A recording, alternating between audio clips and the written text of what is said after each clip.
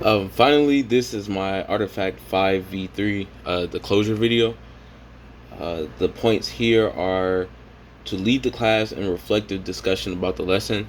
This is where that think, pair, share comes in. Um, the reflective discussion, I think, would be me talking to them, giving them insight on if what they came up with was right or wrong. Again, I feel like you don't want to pressure the kids to making them think they have to get it right the first time, especially if it's a new lesson, new to them, new to your lesson plan.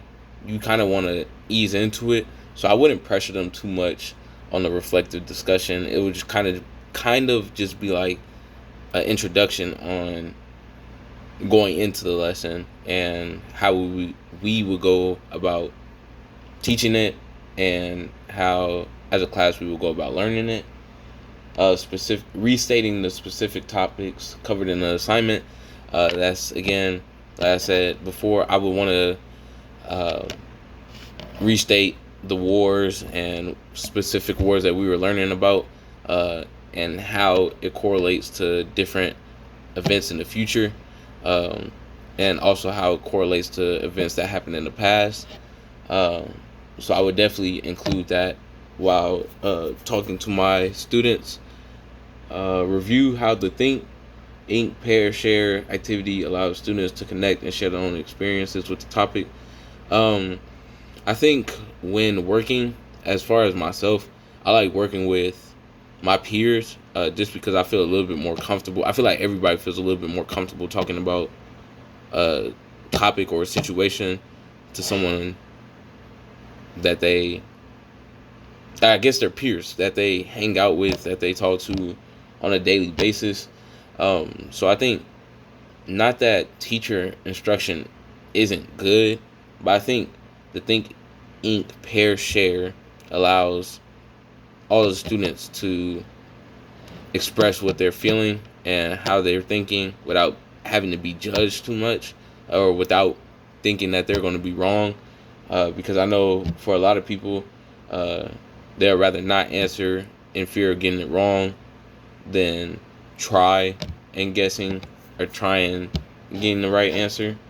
So I think that Think Inc. pair share would uh, definitely help. Next point is remind students how the topic connects to the content area using your infographic. Like I was saying, that's kind of what I'm focusing on is human history and world history. So I would go back, like we were saying, who were leaders, who were presidents, who like the government, everything like that, how that connects to the wars, the conflicts, peace treaties, um, rivalries, anything like that. I would connect those, I think, throughout, just so students could keep in mind what went down, how it went down, where, when, everything like that. Um, and the last point is make any final relevant connections to previous or future material contained in the course.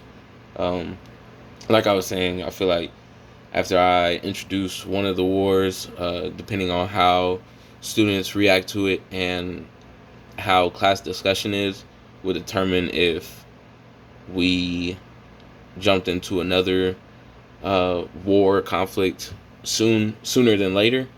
Um, but I definitely think that it would be nice to teach this topic and hopefully allow students to learn more about uh, topics they may not know too much about.